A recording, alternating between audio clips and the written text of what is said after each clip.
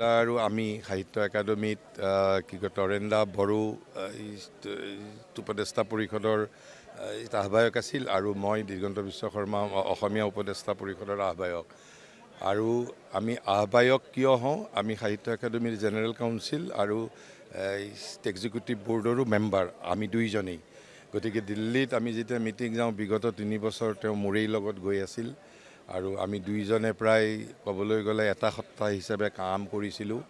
আৰু কি ক'ম, মই জীৱনত লগ পোৱা বহু মানুহৰ ভিতৰত মই মানে তৰেন্দাৰ দৰে মই সাহিত্যিক কণ্ট্ৰিবিউশ্যনটো তেওঁৰ আছেই, বড়ো অসমীয়া দুয়োটা ভাষালৈ।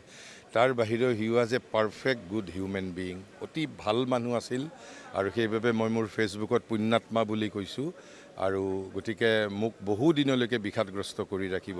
আৰু বিশেষকৈ যোৱা ডিচেম্বৰৰ আমি 17, 18, 19 তাৰিখ গৈছিলোঁ। সেইবাৰ যাওঁতে তেওঁৰ স্বাস্থ্যটো যথেষ্ট বেয়া আছিলে।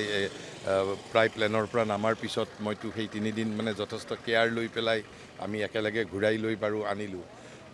আনি আৰু এই লাষ্ট আমি শেহতীয়াভাৱে 4 তাৰিখে আমি কথা হৈছিলোঁ। আমাৰ যিটো বাৰ্ষিক আমাৰ ইয়াৰে অসমীয়া উপদেষ্টা পৰিষদ বড়ো উপদেষ্টা পৰিষদৰ মিটিং হয়, সিদিনাখন মই লগ পাইছিলোঁ। গতিকে মোৰ বাবে ব্যক্তিগতভাৱে he was a fatherly figure আৰু খুব শ্ৰদ্ধেয় ব্যক্তি আছিল, খুব ভাল মানুহ আছিল, মোক যথেষ্ট স্নেহ কৰিছিল। আৰু 3 বছৰ আমি দুয়োজনে একেবাৰে নিবিড়ভাৱে সাহিত্য একাডেমীৰ লগত জড়িত হোৱাৰ সূত্ৰে আমি কাম কৰিছিলোঁ। গতিকে তৰেন্দাৰ যে বিদেশ আত্মাই চিৰশান্তি লাভ কৰক, পুণ্যাত্মাই চিৰশান্তি লাভ কৰক। অসমৰ বড়ো সমাজ আৰু অসমীয়া সমাজে তেখেতৰ স্মৃতি সজীৱ কৰি ৰাখক, তাকেই ভগৱানৰ ওচৰত প্ৰাৰ্থনা কৰিছোঁ।